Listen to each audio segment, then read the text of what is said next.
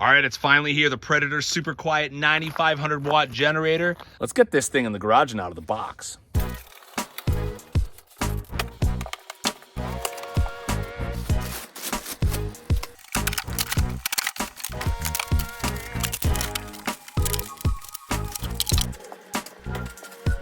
All right, boys and girls, here it is out of the box. Now let's get this thing set up. I'm going to show you how to do it.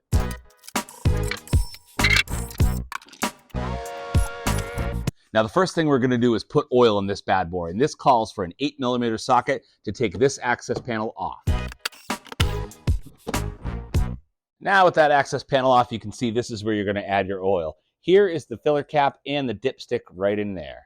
So basically all you're going to do is you're going to fill this up with 10W30 right up to this part of the dipstick so it's nice and full. Now you may be thinking that's kind of a tight spot to put oil in, but they include this funnel with this awesome neck on there, so you can stick it right in there and then pour your oil in, you're good to go. And the oil level is now perfect.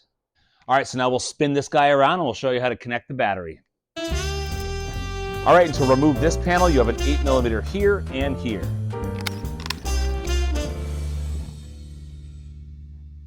Wow, this is really cool. So this is where you access everything else. You see there's your air filter box right there. There's your brand new shiny carburetor. There's your valve cover. You got your spark plug right there. And I even see some heat shielding underneath the gas tank. That's cool. So let's install the battery. So you see you have your negative and your positive terminals, and there's a little zip tie right there. So go ahead and cut that, and you can separate those, and you can clearly see that here's the red right there. So that's where the positive goes, and the negative goes on the right. And you guessed it, when you're installing these, you'll need a 10mm socket and ratchet and a 10mm open-ended wrench.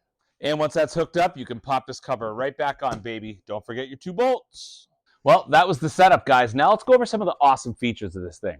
Now, you probably noticed that I wasn't scared to put this thing up on this table. Well, that's because we have wheel locks right here. There's one here and one on the opposite diagonal side. You just push it down, wheels lock in place, not going anywhere. Now, of course, because this thing is equipped with a battery, you do have an electric start, and there's the on-off switch for that. And you have your multi-switch starter system. So basically, this is off, and this is run when the engine's warm, and when the engine is cold, there's your choke. So you'd pull the cord, let it run for 15 seconds or so, and then turn it to run. You're good to go, and shut it to off when you're done. You have a voltage switch right here if you only want to run 120, but if you're going to run 240, switch it over. And you have your 3 connects for parallel operation right here, white, black, and red. And your circuit breaker. You've got 2 20-amp fuses and a 30-amp, and here's your main circuit breaker right here. You can shut her down if you want to. You got a DC 12-volt connect in case you wanted to charge a battery. And of course, all your plugs. You have a 30-amp AC 120, and you got 2 20-amp AC. You got 4 outlets total, and then you got your 30-amp 240-volt right here. And one really cool feature is right here, the button that says ESC throttle. Basically, this is like an economy mode. So if you're using a power tool that you're going to be shutting on and off all the time, you don't want this thing running on full blast. So the generator will run lower, consume less fuel, and be quieter when you're not putting it under heavy load. And then when you put it under load, vroom, it'll fire back up.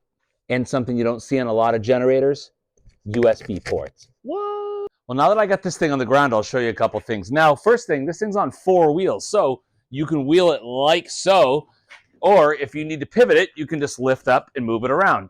And also, the handles drop down pretty easy. There's a little pull pin right here. You pull that, they drop down. Note here that it says clearly on the gas cap, gas only, no E85, but you can use the ethanol mix. So it's safe for regular pump gas. So let's throw some fuel in and see how she runs. Now, before I start this thing, what I'm going to do is give it a few gentle pulls on the recoil. What that's going to do is get the engine oil moving. Remember, we just put oil in there. Before that, it was dry. This is also going to allow fuel to flow through the carburetor and through the fuel lines. So give it a couple good gentle pulls before starting. Okay, since the machine is cold, we're going to put it on choke. We're going to make sure this is switched on, but you're not going to push that in. You're going to make sure this guy is off, the economy mode. Now let's give it hell. CVs.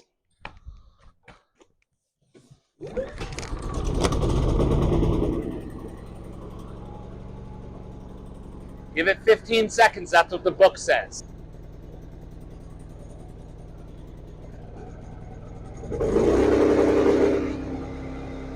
So I have the garage door open and it's running, but guys, I have a generator running inside my garage and it's pretty quiet.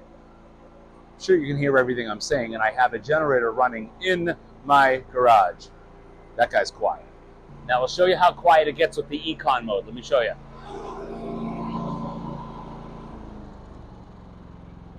Whoa. And a really cool thing about this feature is I like to let all my small engines cool down before I shut them off.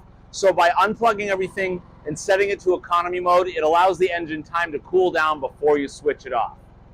All right, guys, so that's the unboxing setup and overall features of the new Predator 9500. I hope you guys enjoyed this. If you have any questions, drop it in the comment section below. I'd be happy to answer whatever I can. And as always, thank you guys for watching.